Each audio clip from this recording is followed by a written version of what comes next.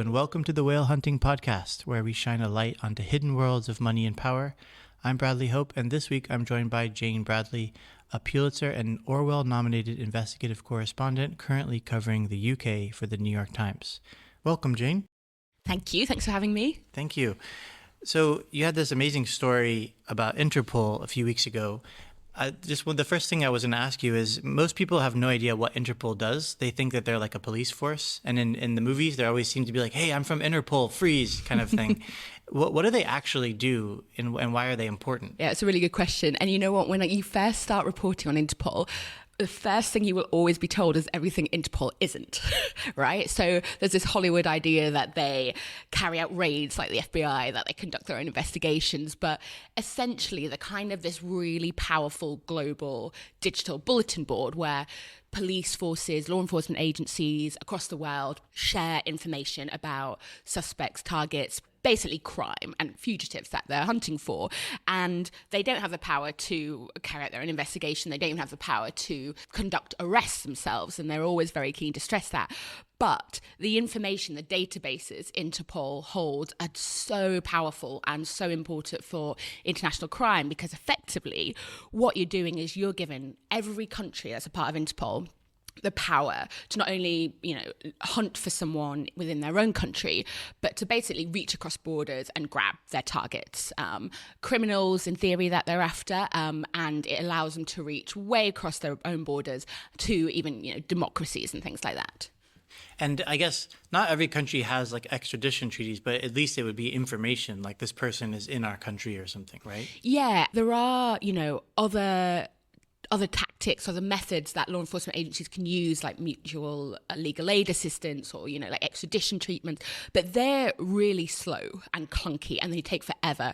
And Interpol's thing is that you publish a red notice or an arrest alert or request for help, and it's almost instant, right? So when there's a fugitive on the run or a really hot case, you get help potentially immediately, and that's why it's so useful and kind of offers something that other methods might not. So in theory, if a fugitive runs away from the UK and they show up somewhere and the UK had submitted a red notice, it could be quite instantaneous, that like it would flag up in their, at the airports and stuff? Yeah, the red notices are less quick than they used to be because there's way more checks. Back in the day, before the current leader of Interpol took office, you used to just be able to circulate red notices, this request for that another law enforcement agency is making an arrest for you instantly. There'd be no checks and it would kind of be looked at afterwards. So that would be instant. But the other thing is that you can kind of blast out these requests to all 196 member countries of Interpol, right? Whereas with an extradition treaty, it's directly to one country. So that's also what makes it powerful. If you don't know where the person you're looking for is, you can just put it on the bulletin board and you could get help or alerts from all these other countries. Yeah, that makes sense. And so obviously there's different kinds of mechanisms that they can use. Can you just walk through what those are? There's blue, red. Yeah, it kind of gets a bit confusing, but the one that Interpol is known most famously for is its red notice, and that's the most powerful notice it's got. That basically is an arrest alert requesting that another authority in another country makes an arrest on behalf of, Russia, the US, something like that. So the red notice is what's most widely known because they're also the one that's kind of been most dogged by controversy, effectively. Like they're the ones that have been misused by autocrats, by strongmen. There is a bunch of, famous cases where these notices haven't actually been used to pursue real criminals, but politically motivated targets of authoritarian regime. Most famously, investigative journalist from Venezuela who was arrested in Peru on the basis of a red notice. There was an Egyptian asylum seeker who was arrested in Australia. And then most famously, there's Bill Browder. He used to be an investment fund manager in Russia who turned enemy of Putin. And he has been targeted repeatedly through Interpol by Russia. So that has all kind of been well documented and is pretty well known by this point. But there's this whole bunch of other notices which people know very little about. And the most useful of those, from what I've been told, is something called a blue notice. And that's basically a request for information about a target. It can be location, which is its main use, but it can be kind of anything else. And it's much broader than a red notice. So you can use it not just against a suspect in a criminal investigation. You can use it if you're looking for a witness, a victim of a crime. But it's basically being being used in some cases as de facto red notices, where a country like Russia will issue one through Interpol. They'll find out the location of a target they're after, and then they will issue a red notice or a diffusion, or they will request an arrest. The problem is the definition of a criminal is very different from different points of view, right? Somebody might think that Edward Snowden is a criminal, and somebody might think he's not a criminal. But red notices can result in people getting detained right away, right? I think there was a case I remember of in Dubai where a woman was suddenly arrested for weeks and weeks before she got released. And it's almost like a form of punishment as well, even besides the potential for them to get extradited back to their country. Yeah, and it's also being used, like you say, as kind of as a weapon of harassment as well, not necessarily to get them back to their home country. But, we've seen China using it against Uyghurs, for example, who have fled China in London and other parts of the world, and they're using it just as a way they find out, where they are. They can then harass them and intimidate them rather than thinking they're going to be extradited back to the country. So they're a really powerful tool in the right hands, but also in the wrong hands. And the other really powerful Interpol tool, which is also being abused, one of the new ways that's being abused, is something called the Stolen and Lost Travel Documents Database, or the Passport Database, basically. So in theory, it's this really important anti-terrorism tool because, often terrorists will travel on stolen passports, right?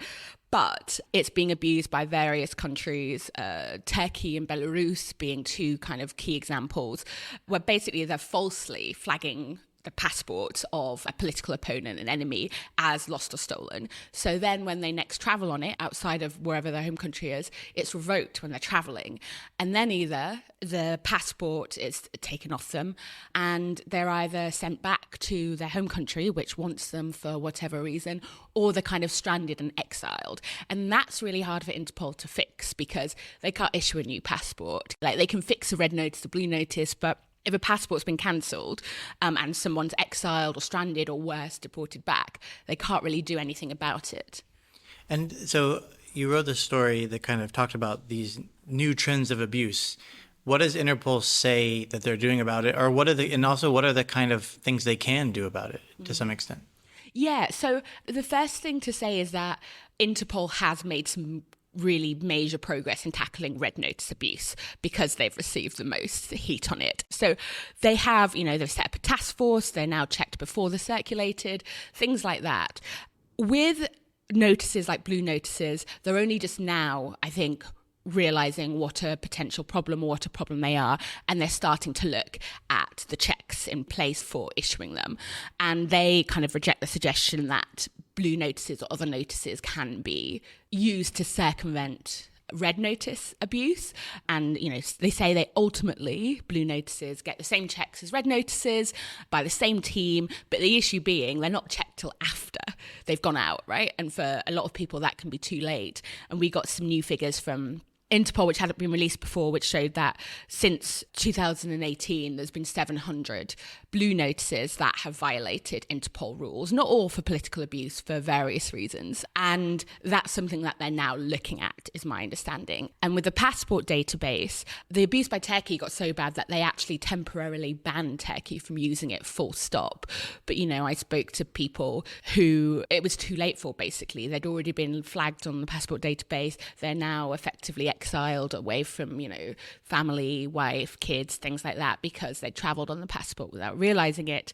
Belarus is a newer example that they're seeing, and it's currently under special measures, basically meaning it's got enhanced checks before they'll accept someone on the database. So they are trying to tackle it, but they've been a bit slow waking up from it, is what my reporting would suggest. The other thing about Interpol that's kind of weird is that it's got a European headquarters with a person in charge, but there's also a rotating president? Yeah, so effectively you've got the Secretary General who's like the CEO, and that at the moment is a German official called Jürgen Stock, and that's where the real power is. Then you've got the president, which kind of heads up something called the Executive Committee, which is this influential board of, it's usually 13 members of countries from around the world who are all part of Interpol. And the president is interesting because Interpol will always and has argued that, it's a Basically, it's kind of like a ceremonial role. It doesn't have much power or sway, but that's quite a convenient argument to make given the current president is UAE and Emirati police officer who is facing multiple lawsuits in multiple jurisdictions accused of torture and arbitrary detention and disappearances. So I'm a bit skeptical of that. And I have to say, I was at the Interpol's annual General Assembly, which is this big conference where everyone comes from all over the world and discusses whatever the priorities are of the day. And he had a central role in that ceremony, the speeches, the introductions, the panel discussions. And to me, it didn't look like a very ceremonial role, though it definitely has less power than the CEO. And then the executive committee members, they have power to kind of influence priorities for Interpol. And most importantly, there's an election coming up this year where Interpol is going to elect its first new leader in 14 years. And it's only those 11 countries who get a vote on who becomes the next leader. So before the election, there's lots of like political jockeying and stuff to see who can get a seat on the board that makes that vote.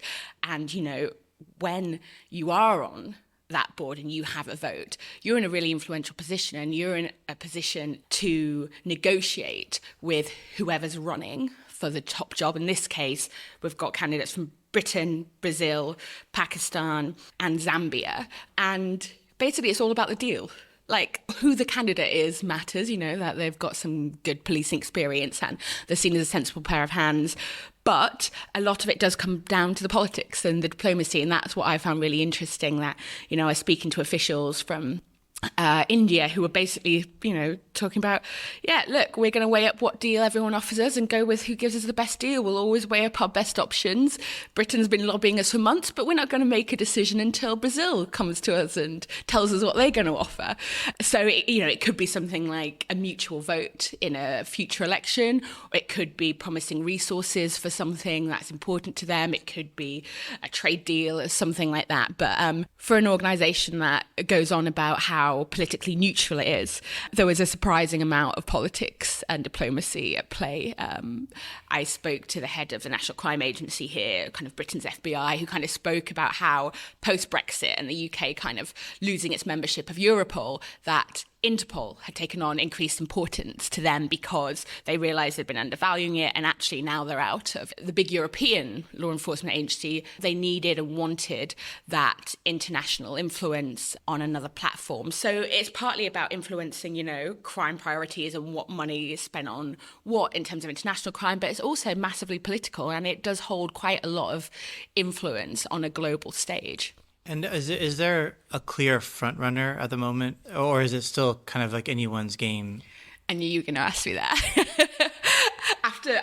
After the media's failure to predict so much in the last 5 or so years, I'm very wary of making a bet on that. I would say the front runners are seen to be, at least internally, the British candidate, a veteran cop called Stephen Kavanagh, and the Brazilian candidate, a guy called Valdécio Kiza. But everybody is wary of placing any bets, and Interpol and geopolitics is full of surprises. The Zambian candidate is still strong, and the Pakistani candidate apparently has a great background in kind of international diplomacy. But in terms of the campaigning and all the outreach and the platform and resources, it seems to be between Britain and Brazil at this stage. There's also, if I recall, there's quite a lot of politicking around the president job too, right? Like when the China guy, Ming Hongwei, when he won, I remember there was a whole lot of exploration of how they built that support by offering people free police technology or building police stations around the world and that sort of thing too, right? Totally. And I think there were some emails that came out that showed kind of China suggesting, well, basically playing into the resources invested in Interpol, and a reminder of that with the vote coming up. And same with the Emirati current president. The UAE gave Interpol a huge donation in the year running up to him being elected. Now, I asked about that at an Interpol conference I went to in September, and I feel like I almost got thrown out for it. They were very kind of sensitive about that, and they insist that obviously funding doesn't influence anything at Interpol, but you can't deny the existence of those emails from China, the fact that the UAE made such a huge donation before its president got elected, and even in the case of this election, the UK in the run-up has been a huge funder of Interpol. And isn't there like, is it the Interpol Foundation which receives a lot of those donations? In the case of the UAE, yeah, I think that received like pretty much all, if not all, of the UAE's funding, but they're actually closing that down. I think the controversy kind of, despite the protests, did break through. I remember we did an article in the journal about Ming Hongwei. You know, that obviously was a pretty crazy affair where one day he just went missing, right? And they trying to find him at Interpol, and Interpol, the globe's most informed police organization, had no idea where their president was. Do you know that story? I do know that story. I was speaking a little to his wife, actually, Grace. And yeah, it was extraordinary. And also, I know that his wife, who's been campaigning on his behalf since his disappearance and all the rest, was very disappointed in how Interpol handled the situation, you know, putting out a statement announcing his resignation before investigating like, where the hell he'd gone to and what had gone on, and just felt like institutionally there wasn't any support or like drilling down, like you say, you know, the world's largest police organization, and they just couldn't find out what happened to him, despite China being part of their organization. And I think his last message to his wife was a knife and a blood drop emoji. Yeah. Yeah, it doesn't exactly fill you with confidence when someone goes missing. What I remember is there was an allegation of corruption against him. Yeah. And so he was called back to China and they essentially disappeared him. Mm-hmm. And then they tried to come and get his wife too. They sent different people there as emissaries, like a business person on a private jet, and they tried to convince her to get on the plane. The idea was to disappear her as well, so that she couldn't make a big fuss about her missing husband. Wow. And there was a big corruption case, and I think that he's emerged in a court trial, but like I think the sentence wasn't good. No, and we still don't know exactly where he is, right? We just think he's in China, right? Yeah. But it's just a good example of kind of the weirdness of even that job, you know, and also the weirdness of China, to be honest, because they just disappeared their own president of Interpol. And also the weirdness of kind of Interpol and the challenge it has in that you've got 196 member countries, right? And you've got democracies, the US, the UK, we've got our own problems, but, you know, we're not an autocratic regimes. And then you're working alongside some really concerning authoritarian regimes, autocrats, strongmen, who have very different ideas about how crime and stuff should work. And it's quite a challenge for Interpol to kind of balance this huge dysfunctional family with very different ideas about how the firm should be run. Yeah, because I would imagine if you're a small country and you can exert a lot of influence over Interpol, it's really a great leverager for your country's power. You know, a place like the UAE doesn't really have a sophisticated international presence even. They have ambassadors and they have diplomats, but they don't have like a fully functioning CIA kind of thing. Like it's all very small, mostly subcontracted. But if you can have some look in on Interpol, that would be very valuable, I would imagine. Yeah. And not to mention the optics of it, because the UAE gets so much criticism for harboring criminals, right? But one of the cases we came across was Isabel dos Santos, the daughter of the former president of Angola. She is living in Dubai. There's an Interpol red notice for her, yet the president of Interpol is from the UAE and they haven't acted upon it. So it's also clear that no one feels they have to do anything related to Interpol. It's all kind of voluntary. So it's also kind of a voluntary organization, right? So there's not a lot of follow through when it doesn't feel convenient for the parties involved. No, it doesn't. And the argument they always fall back on, which, you know, there is some value in, but I think is overused, is that look, we have to still be in bed with the likes of Russia, the UAE, because what about when there are terrorists on the run? What about if there are paedophiles we're after? It always comes back to, you know, the cost is worth it for the global cooperation to tackling crime. And that's always the kind of be all and end all, and it makes everything else okay, which I think is problematic for many people. Getting inside Interpol and then also your previous work, you know, chasing down these kind of mysterious Russians that died when you were at BuzzFeed. How do you, like, what's your kind of style of journalism? How do you figure things out? What's your secret skill? I don't think it's that secret or that special to me, but I would say like I'm a source reporter first and foremost, in that I love and am decent at getting people to talk to me, people who haven't spoken before or haven't spoken to anybody else. I feel like all the best stories that I've ever done, and that great journalists I know have done, pretty much has started with a tip-off from a source. But I don't think you can be a good investigative journalist unless you can also handle documents, right? So often it will start with a source, and then same with the Russia investigation, it started with a tip-off from one of the family members of one of the guy who mysteriously died, Scott Young's wife, from her to my old boss, Heidi Blake. And then we found out she had all these documents that we could kind of go through in terms of the police investigation and communications with like Russia and things like that. So I think just talking to people and figuring out who would know what is always a starting point. And then you're looking for documents to corroborate, to put flesh on the bones. I think that's the golden standard in terms of like evidence and being able to publish a story. But before like getting the tip off, you've got to figure out who knows what you want to know. So a lot before that, a lot of that comes from, for me at least, looking at buried annual reports, academic research, press clippings to figure out, okay, who will know what I'm interested in, or who might have something interesting to say about this. Yeah, totally agree. I think it's almost the hardest way to ever do journalism would be to start with documents and then end with people. Yes. Yeah. Because you're so confused for so long, and then it turns out there's this one person that if you call them, they can cut right through and tell you exactly what's going on. Exactly. But it's always impressive, people who are very document focused, how sometimes something very wrong is there in plain view. You know, like even in financial journalism, a lot of the great stories came about because there was some little twist in that financial statement and somebody just kind of started pulling on it. So it's possible. Yeah, it is. Or like when you look through the annex of like a 100-page report that nobody else has bothered to look at, there'll just be some line in there that is just the breadcrumb trail which leads you to the bigger story. So definitely they can be used and can lead to a tip-off.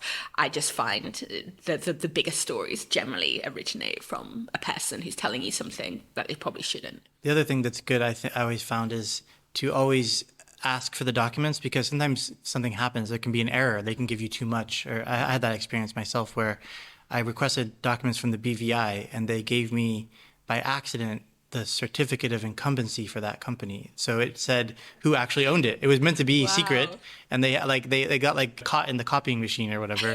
So that you never know, right? You have to do the work. So what at the New York Times, what's been your kind of theme that you're trying to explore? What's the kind of area that you're kind of fishing, I guess? I have quite a broad beat in that I will do stories about financial crime and corruption. I will do social justice, social inequality. I like being able to kind of move around because I like to just jump in a story where I think something outrageous is happening or wrong. I kind of finish one big story and I'm like, God, I never want to look at a database again. Or another story, I'm like, God, it's so hard dealing with victims of trauma that I want to do like a document-based type story. But I'd say like if there's an overarching theme, and this is quite a broad one, but I think it's one that lots of investigative journalists follow, it's holding power to account and looking at abuses of power. It's definitely that kind of money, influence, power world that kind of really interests me. And the bigger the institution, the more interested I'm in. So obviously Parliament is a big one, big corporations. I've done a bit looking at the royal family, the money side of things rather than the circus side of things. So that really, really interests me, I would say. That would be the broad umbrella. And where can people try to follow you and get in touch with you in general? Not Twitter anymore. It's a cesspit. No, generally, I mean, I'm on email, I'm on LinkedIn, I'm of Proton Mail, Signal on request, stuff like that. And a big reason I actually, like, even though I talk nonstop, I don't actually like doing media stuff. I don't like doing radio interviews. I don't like doing TV. But I always force myself to do them because the number of times I've had like a source or a tip come off from someone hearing you on the TV or the radio and realising there's someone they could reach out to if there's something wrong going on really helps and makes the pain of it worthwhile. And like I said, no one reads my stuff, but if I'm on a podcast, then my mum's very excited. Well, thank you so much for joining us. Thanks for having me. That's it for this week. Thanks to Jane for joining us. The best way to stay up to date with whale hunting is to hit follow wherever you listen to podcasts, and you can also subscribe to the Whale Hunting newsletter for updates on the shadowy lives of the powerful and ultra-wealthy at whalehunting.projectbrazen.com. Thanks for listening. We'll be back next week for more. Whale Hunting is a production of Project Brazen. It's hosted by me, Tom Wright, and Bradley Hope. It's produced by Megan Dean and Claire Urban. At Project Brazen, Mariangel Gonzalez is our project manager. Ryan Ho is the creative director, with additional design from Andrea Claridge.